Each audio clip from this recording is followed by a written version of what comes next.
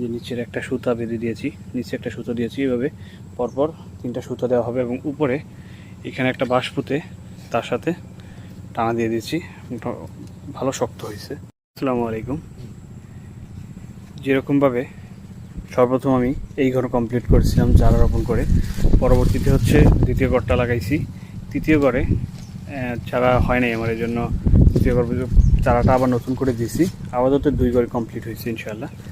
তো প্রথম ঘরে গাছগুলো একটু বড় হয়ে গেছে, মাচা দেওয়ার উপযুক্ত হয়ে গেছে, যার কারণে এটার মাচা কমপ্লিট করলাম।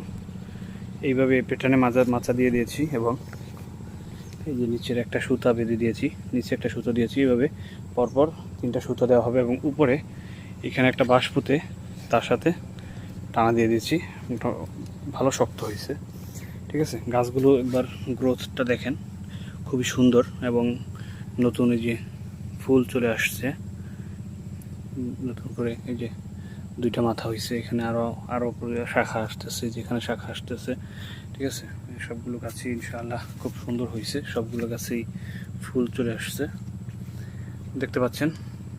সবগুলো গাছ সুস্থ এবং সুন্দরভাবে বাড়তেছে, ঠিক আছে। বেশি দিন কিন্তু হয় নাই, মাত্র লাগানো হয়েছে 20 দিন হয়েছে, ঠিক আছে। চারা রোপণ করা হয়েছে 20 দিন হয়েছে, আর চারার বয়স ছিল 30 দিন, ঠিক আছে। টোটালি 50 দিন হয়েছে, বীজ থেকে এই পর্যন্ত আসতে 50 দিন হয়েছে গাছগুলোর বয়স। তো অনেকে এখানে এরকম বাঁশের বেচার এদিকে বেঁধে দেয়, ঠিক আছে। সেক্ষেত্রে আমি এখানে সুতা দিয়েছি, একদম ওই যে লাইলন সুতা, শক্ত সুতা। তো এটাও হবে, যেহেতু আমি বেশি দূর না, প্রতি একটা গাছ পরে পরে হচ্ছে এরকম করে দিয়ে দিয়েছি, বাঁশ পুঁতে দিয়েছি, উপরে শক্ত টানা আছে, ঠিক আছে। প্রত্যেকটা গাছ এইভাবে সুতোর সাথে বেঁধে দেব, ঠিক আছে।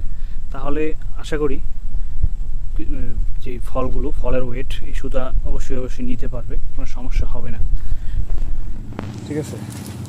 এবং সবগুলো গাছ খুব সুস্থ সুন্দর আছে, দেখতে পাচ্ছেন। সবগুলো গাছেই কিন্তু ফুল চলে আসছে, সব গাছেই ফুল চলে আসছে ইনশাআল্লাহ।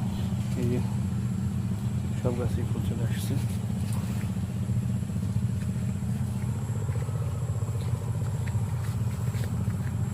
গাছগুলো